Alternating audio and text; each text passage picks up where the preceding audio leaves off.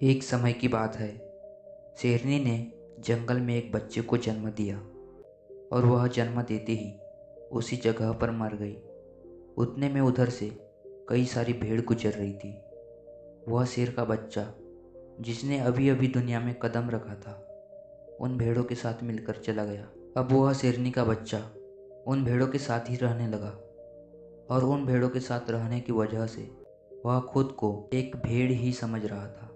उसने कभी मांस नहीं खाया और वो उन भेड़ों के साथ मिलकर घास खाने लगा था। उसे कुछ आइडिया ही नहीं था कि एक शेर कैसे रहता है और कैसे अपनी ज़िंदगी गुजारता है। और उसे यह तक नहीं पता था कि वह एक शेर है, क्योंकि उसके चारों तरफ भेड़ ही भेड़ थी और भेड़ के ही साथ में रहने लगा था। उसने कभी शेर की तरह नहीं दहाड़ा। फिर समय गुजरता गया और वह शेर का बच्चा एक जवान शेर बन गया।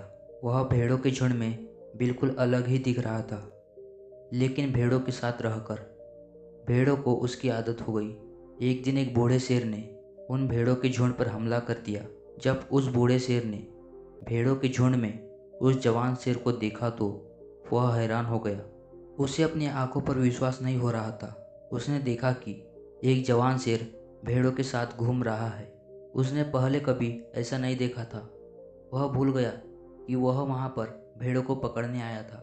उसने सोचा कि वह शेर से बात करेगा और पूछेगा कि यह सब क्या हो रहा है। उस बूढ़े शेर ने भेड़ों के झुंड पर फिर से हमला किया उस शेर को पकड़ने के लिए। भेड़ों ने जैसे ही उस बूढ़े शेर को देखा तो सब अपनी जान बचाकर भागने लगे और उन भेड़ों के साथ वह शेर भी अपनी जान बचाकर भागने लगा। कुछ देर के बाद उस बूढ़े शेर ने उस जवान शेर को पकड़कर यह कहा, अरे बेवकूफ़, तू मुझे देखकर भाग क्यों रहा है?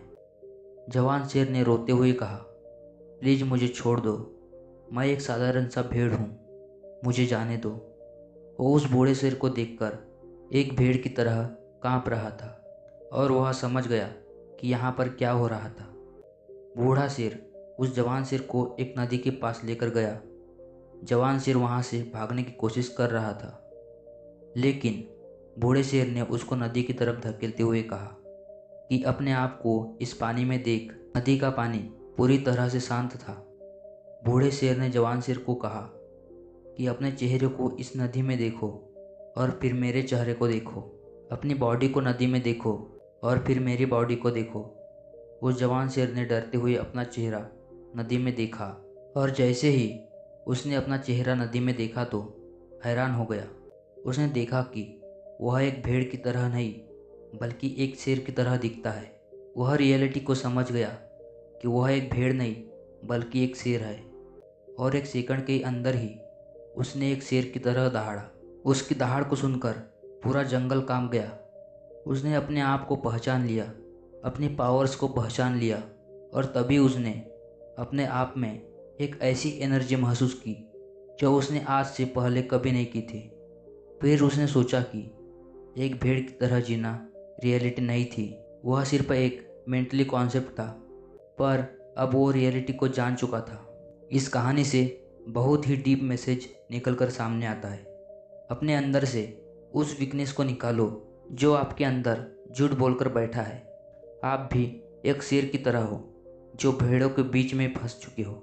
आपके आसपास जितने भी लोग हैं वह आपको यह फील कराते हैं कि आप अपनी लाइफ में कुछ नहीं कर सकते हो, क्योंकि कहीं ना कहीं आप भी उनके साथ रहकर उनकी तरह बनने की कोशिश करते हो। आपको इस भीड़ से अलग खड़े रहना है और अपनी पोटेंशियल, अपनी पावर्स को, अपनी एबिलिटी को पहचानना है। और जिस दिन आप अपनी पावर्स को, अपनी एबिलिटी को पहचान लोगे उस शेर की तरह, तब आपको दहाड़ने से कोई भी नहीं रोक पाएगा।